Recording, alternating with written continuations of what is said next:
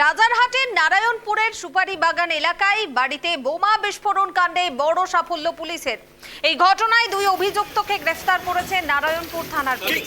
ধৃতদের নাম মোহাম্মদ শামীম ও মোহাম্মদ সাহিল শাহ।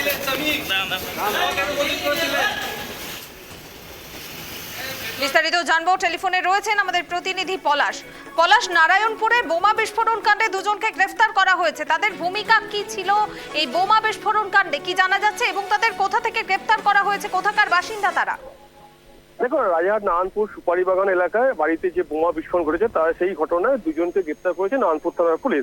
দুজনের মোহাম্মদ শামীম কামারহাটিতে গ্রেপ্তার করেছে নারায়ণপুর থানা পুলিশ এবং মোহাম্মদ সাহিল শাহ নারায়ণপুর এলাকারই বাসিন্দা, তাকে নারায়ণপুর থানা পুলিশ গ্রেপ্তার করেছে।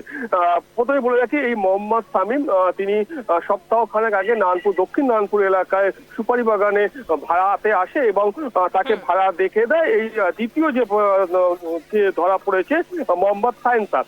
এদেরকে আজ ব্যারাকপুর আদালতে তোলা হবে। এর পাশাপাশি বলে রাখি, এই পুলিশের জিজ্ঞাসাবাদে চাঞ্চল্যকর একটি স্বীকারোক্তি মোহাম্মদ শামীমের মুখে পাওয়া গেছে।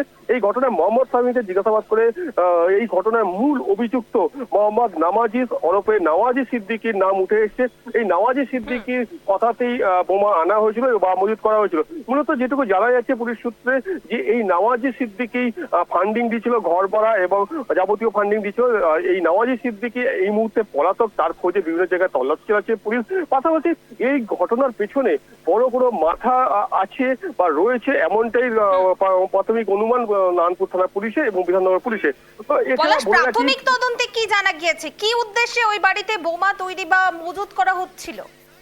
দেখো, প্রাথমিক যে ধারণা বা পুলিশের যে অনুমান, তাতে মনে করা হচ্ছে যে এলাকা দখলে একটি লড়াই। যেহেতু নারায়ণপুর একদা প্রাক্তন বিধায়কের ঘনিষ্ঠদের দখলে ছিল নারায়ণপুর এলাকা, সেই নারায়ণপুর এলাকা রাজ্যে পট পরিবর্তন হচ্ছে, নারায়ণপুর এলাকার বা রাজারহাট নিউ টাউন এলাকার বিজেপি বিধায়ক হয়েছে। সেই কারণে নারায়ণপুর এলাকায় এলাকা দখলে একটি লড়াই উঠে আসছে, সেই এলাকা দখলের জন্যই এই মজুত করা হয়েছে। তবে এই নওয়াজি সিদ্দিকী কার লোক বা কার জন্য এই বোমা মজুত করছিল বা মজুত করার কথা বলেছিল মোহাম্মদ শামীমকে, সে এখনো পর্যন্ত জানা যায়নি। সমস্ত কিছু তদন্ত করছে নারায়ণপুর থানার পুলিশ। পুনামি, পলাশ, এই ঘটনায় আরো কেউ জড়িত থাকার সম্ভাবনা রয়েছে কি, এবং এই যে বিস্ফোরণে যে ব্যবহৃত বিস্ফোরক, সেই বিস্ফোরক সম্পর্কে ফরেনসিক বা বোম স্কোয়াড কিছু জানিয়েছে? দেখো, আমি বলে রাখি তোমাকে, শুধু বোমা না, বোমার মশলা বা বারুদও মজুত করা হয়েছিল এই বাড়িতে, এমনটাই পুলিশ সূত্রের খবর।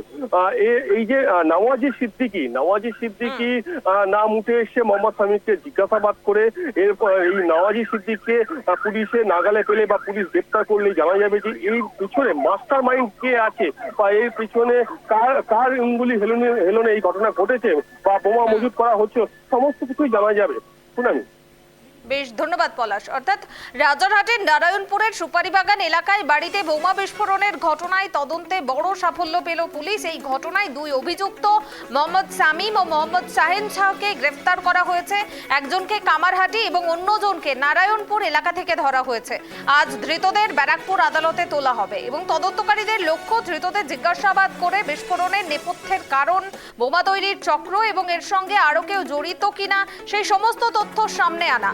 আদালতে পুলিশি হেফাজতের আবেদন করা হতে পারে, কারণ তদন্ত এখনো প্রাথমিক পর্যায়ে রয়েছে এবং আরো গুরুত্বপূর্ণ তথ্য উদ্ধারের চেষ্টা চলছে।